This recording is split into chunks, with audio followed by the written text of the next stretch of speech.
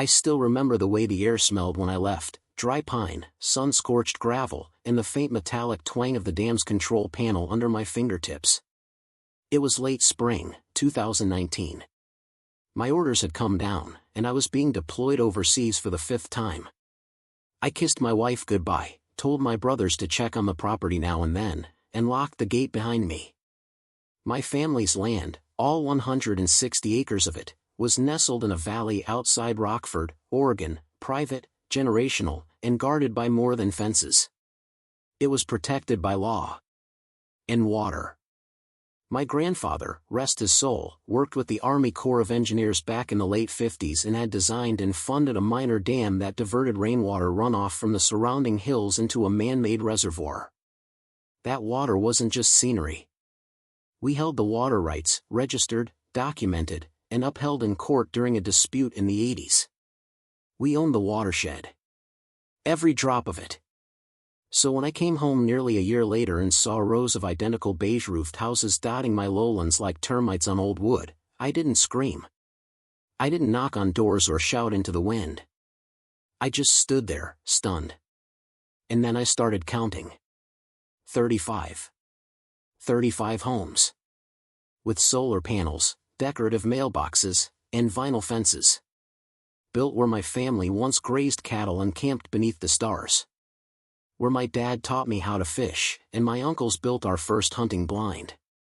I walked the perimeter in silence. The land had been rezoned. Or so it seemed. A development company named Evergreen Living had stamped their logo on makeshift signs at the edge of the dirt road leading in. They called it Clearwater Acres, a lakeside community. Lakeside. That made me laugh. Because there was no lake here. Not yet. I parked my truck beneath the old ash tree by the utility shed, the same one my grandfather had planted after returning from Korea. I tried to make sense of it, how, in my absence, this land had been parceled, paved, and populated. I checked the county records online. Something didn't add up. The parcel ID numbers didn't match what we'd filed. A new HOA had been established during my deployment. A woman named Karen Delaney was listed as the president. I knew her name from somewhere. It took me a moment, but I remembered, she was on the town zoning board. She'd been at the town hall meeting 5 years ago, the one where my father testified to keep the valley protected from overdevelopment. So she knew. She knew this land wasn't theirs. I drove down the access road to where the dam still stood, quiet and waiting. I unlocked the panel with the same rusted key my grandfather once wore on a chain. The gauges blinked back at me like old friends. Water levels were low, it hadn't rained in weeks, but the reservoir was full enough. And most importantly, the emergency sluice gates were still intact. All I had to do was wait. I spent the next 2 days talking to a lawyer, digging through county files, and confirming what I already suspected: Evergreen Living never got legal access to my land. They claimed they'd acquired it through a quiet title action, but the documents were riddled with forged signatures and ghost notaries. The judge they used had since retired, and the filings were suspiciously absent from the public record. They built their luxury suburb on stolen ground. And they didn't realize they built it on top of a bowl. The valley sloped inward. Our family's land held the low point. The homes, the sidewalks, the so-called clubhouse, they were all inside what used to be the flood basin. When it rained, the water flowed here. That was the whole purpose of the dam. And now they had cut the drainage paths to pour concrete driveways and swimming pools. There was no outlet. The HOA held no easement. No legal claim. No water management system. But I did. I had every permit.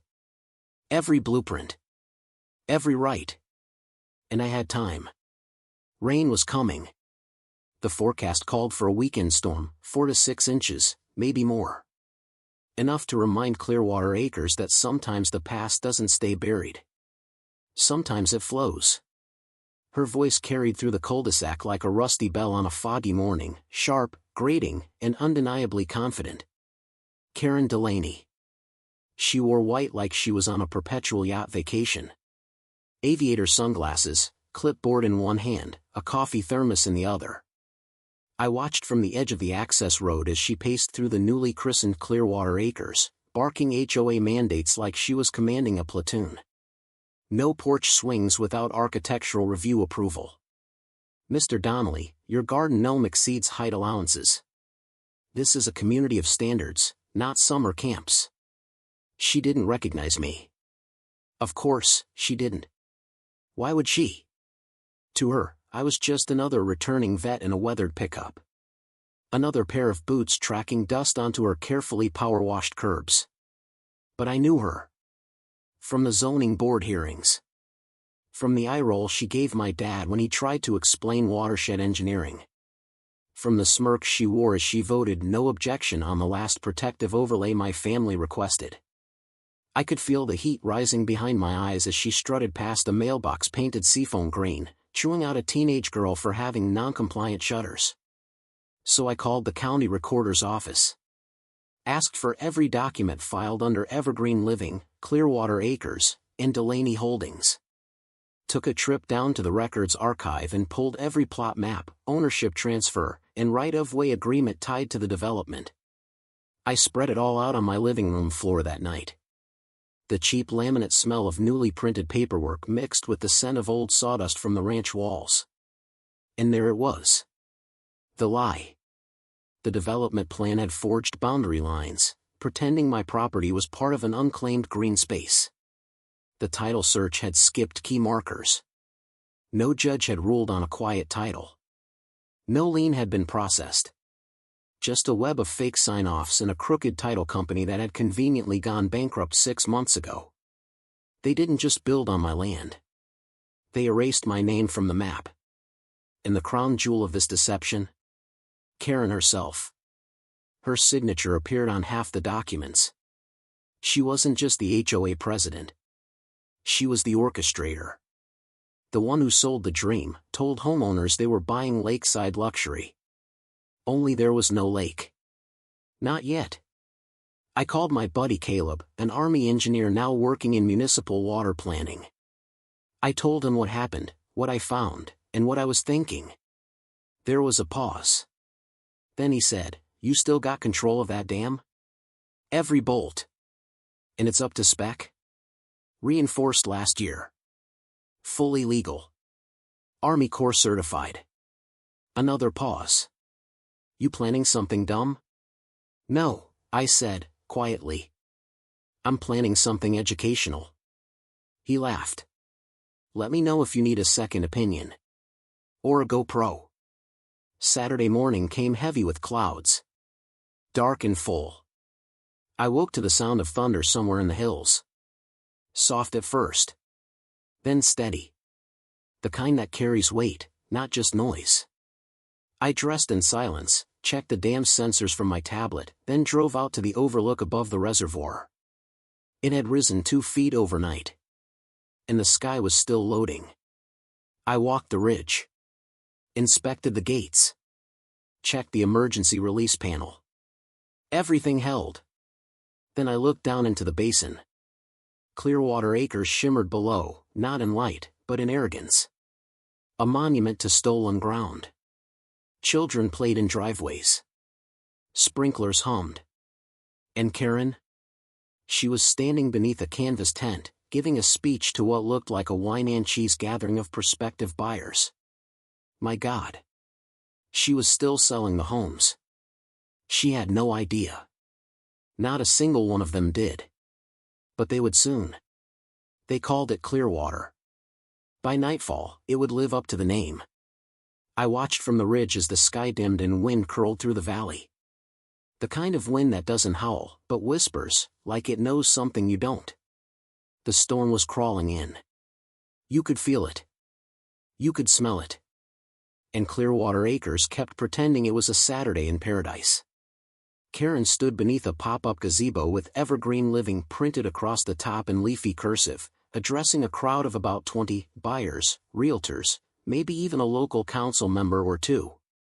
They clapped when she talked about community synergy, lakefront potential, and future recreational zoning. I walked back to my truck. and I turned the ignition like a man flipping a chessboard. I drove the back roads to City Hall.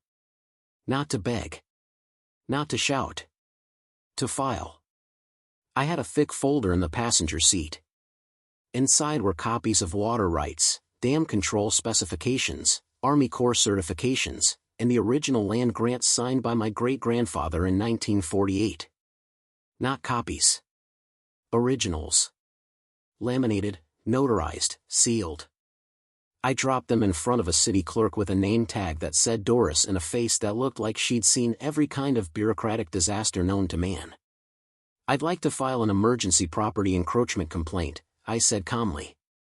She barely looked up. "Name?" "Cole Matthews." She paused. Her eyes flicked to the file, then to me. "You own parcel 143B?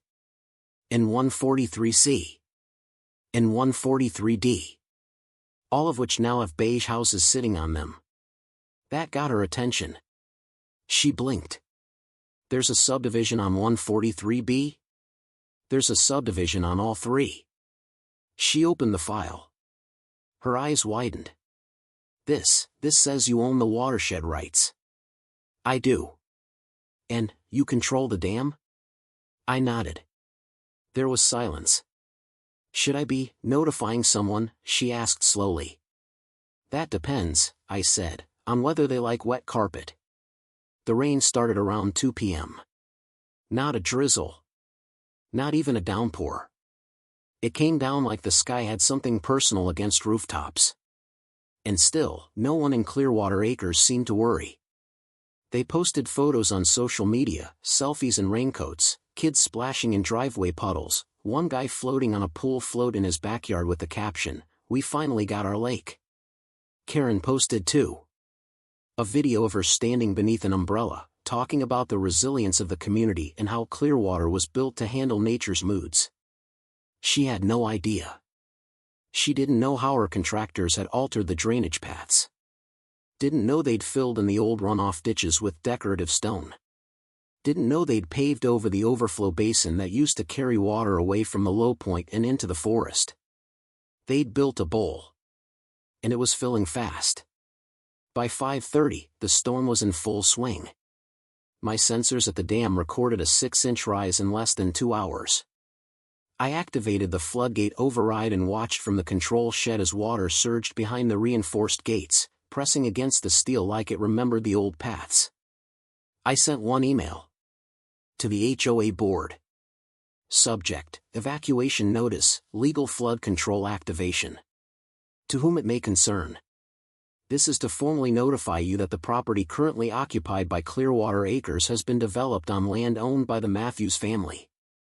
This property includes Army Corps certified flood control infrastructure designed to redirect high-volume stormwater into temporary overflow zones, which your construction has violated. Due to the current weather conditions and public safety risk, I will be opening the emergency sluice gates at 6 p.m. under the authority granted by state and federal water rights. I suggest you evacuate. Best regards. Cole Matthews. The first gate opened at 6:01. The second at 6:03. And the water flowed. It wasn't violent. It wasn't cinematic. It didn't come crashing in like a movie tidal wave. It was slow.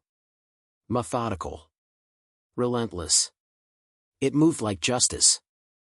The artificial lake that once served as a controlled reservoir spilled its contents down the path it had always been designed to follow, through the natural contours of the land, now covered in driveways, mulch beds, and paver walkways. By 6:30, the lowest yards were ankle-deep. By 6:45, Karen's own backyard had become a reflecting pool.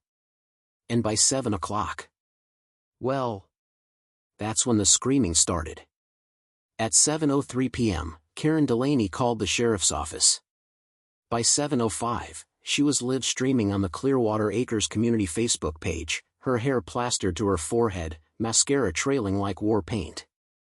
"This is an act of aggression," she shouted over the sound of pouring rain and sloshing water, the camera jostling in her trembling hand. "Our homes, our families, are under attack. Behind her, the reflection of her precious vinyl fence twisted and warped in the growing lake that used to be her lawn. But no one showed up with flashing lights. Not yet. The authorities had received my documentation already. Every file, every time-stamped photo, every official permit. When Karen called to report a man flooding her subdivision, they simply asked, "Is your development built on parcel 143B?" Yes, she had said, thinking it proved her point. Then he's within his rights. Evacuate. And they hung up. I sat on the ridge again, the way my grandfather once did when he watched the same land recover from the Great Storm of '77. Back then, the dam had held. Now, it had released. The homes below shimmered under floodlights and lightning flashes, caught in the silver glow of consequence. Some tried to drive out, only to find the single-access road submerged. Others tried to pile sandbags, pulling up patio stones and inflatable pool toys to block doorways. It was too late. Clearwater Acres was built on a lie. And now it was drowning in the truth. At 8:30 p.m., a knock came at my cabin door. It wasn't the sheriff. Not a lawyer. It was a young woman, maybe mid-30s, soaked to the bone, her rain jacket half-zipped and eyes wild. "Are you Cole Matthews?" she asked. I nodded. "I live at 18 Cottonwood Circle. My son's bedroom is already flooded." We didn't know. None of us knew. She told us the land was clean. No risk. No flooding history. "Please, can you stop it?" I looked at her, and for a moment, I felt the full weight of it, not the revenge, but the cost. These people weren't villains. Most of them were just families. Just homeowners sold a dream on stolen ground. I sighed. "It's not that simple," I said. "That water has to go somewhere. If I shut it off now, it'll overtop the dam. Blow out everything, then it'll hit your homes like a freight train." She covered her mouth. "Then what do we do?" "You evacuate. You document. And when it's over, you sue the ones who put you here." Her shoulders slumped. But she nodded. As she turned to go, I called out, "Hey." She turned back. "I'll do what I can. But understand, this isn't punishment. This is proof." Karen showed up at my gate at 9:17. Wearing galoshes and a windbreaker over what looked like a soaked cashmere suit, she was a walking monument to misplaced confidence. "You," she screamed. "You think this makes you some kind of hero? You're destroying lives." "No," I said through the gate. "You did that when you paved over floodplain and called it a cul-de-sac. This is criminal. It's federal compliance." She lunged at the gate, but the mud caught her foot and she slipped, falling to one knee. Her clipboard skidded off into the runoff. I made no move to help. "You'll pay for this," she hissed. "No," I said. "You will." She opened her mouth to argue, but then her phone buzzed. Loud. Urgent. She looked down. The screen lit her face blue. Her lips parted slightly. And for the first time since I'd returned, I saw it. Doubt. Then fear. She turned and ran. By 10:30 p.m., emergency responders began to arrive, not for a criminal, but for disaster relief. Evacuations began. The Red Cross set up a staging area on the far ridge. And the name Karen Delaney was suddenly missing from every press briefing. A young firefighter walked past me on the access road. He stopped, nodding politely. "You Cole Matthews?" "Yeah." He looked down at the flooded development below. "Just wanted to say, good damn work." I chuckled. But it wasn't over. Because while water rises fast, justice sometimes flows slower. And I wasn't finished. By Sunday morning, Clearwater Acres had made the news. Not just local. National. Drone footage of flooded cul-de-sacs and floating trampolines filled the screens of morning shows across the country. Headlines scrolled across the bottom of the screen, luxury subdivision submerged after water rights dispute and veteran floods. HOA made community and legal land fight. I didn't speak to reporters. I let the water do the talking. By noon, the rain had stopped. The dam's flow began to slow, its emergency gates slowly closing at programmed intervals. The water in the basin had reached its peak and stabilized, but the homes below were already damaged beyond cosmetics. Basements filled. Foundations compromised. One home shifted 6 inches off its slab. Power had been cut. Sewage backed up.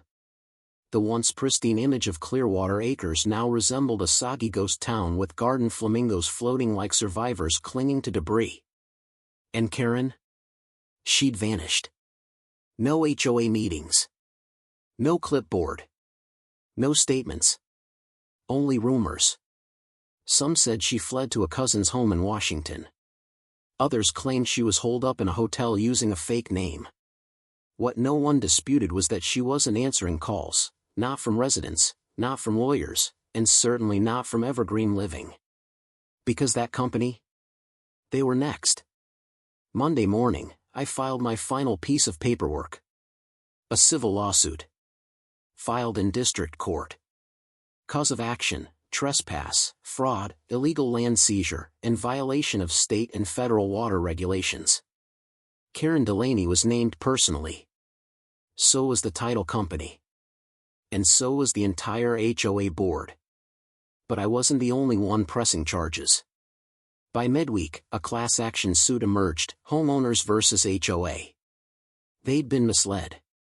Documents withheld. Promised amenities built on non-zoned land. Sold homes on ground that didn't belong to the seller. One of the buyers, a retired nurse named Judy, discovered that not only was her deed worthless, it had never been legally filed. Her home, like every other one, was a castle made of smoke and stolen promises. The news trucks returned. This time, with legal analysts. I walked the edge of the now-drained reservoir that Thursday, boots crunching in dried silt, the smell of wet wood and wet justice clinging to the breeze. I found one of those little real estate signs that had once proudly announced Clearwater Acres, modern luxury starts here. It was half buried in the mud, bent at the middle. I picked it up, wiped the muck off, and leaned it against the dam gate like a tombstone. Behind me, my phone buzzed. A call from Caleb, my army buddy. "You see the footage from this morning?" he asked. No. They pulled the permits. Evergreen's license got revoked. Karen's being investigated for fraud. "You broke them, man." I smiled. "No," I said. "They broke themselves. I just let the water in." That night, I got a knock at my cabin. It wasn't law enforcement. Was it media? It was a man in his 40s, holding his son's hand. His eyes were tired, his clothes damp and wrinkled, but his voice was steady. "You're Cole?" I nodded. He extended a hand. "I'm Marcus. Lot 22. I just wanted to say thank you." I raised a brow. He nodded again. "We didn't know. Karen lied to us. Everyone did. And yeah, we're hurting. But you saved us from worse. That place would have collapsed under the first real storm. You might have just saved lives." I didn't know what to say. He handed me a small box. Inside? A patch. An old Army unit insignia. "I was 3rd Battalion, back in '06, he said. This felt like the most honest thing I could give. I took it. I looked at him. "Welcome home," I said quietly. The lawsuits would drag on for months. Years, maybe. Karen Delaney would eventually be subpoenaed, her empire reduced to folders in a court clerk's drawer. But the dam? The dam still stood. And so did I. 6 months later, Clearwater Acres was unrecognizable. Not from the flooding, that dried out by July, but from the silence. No more block parties. No lawnmower duels at dawn. Just the wind cutting through half-abandoned driveways and wilted garden flags that once screamed "Live, laugh, love now whispering nothing at all. Most of the homes were vacated. Foreclosed. The banks didn't want them. Too risky. Foundation assessments showed deep cracks. Insurance companies called it an active infrastructure, whatever that meant, and denied almost every claim. Meanwhile, my land, every acre they'd built on, was legally restored to the Matthews Family Trust.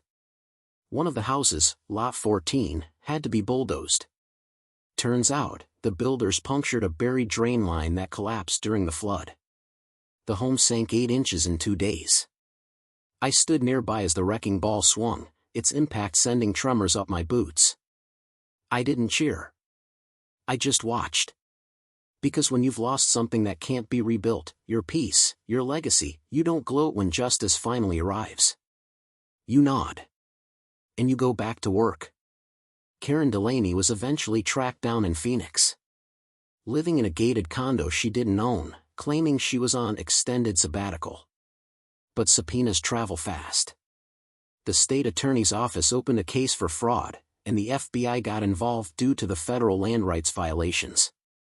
Her mugshot hit the news just before Christmas. No clipboard.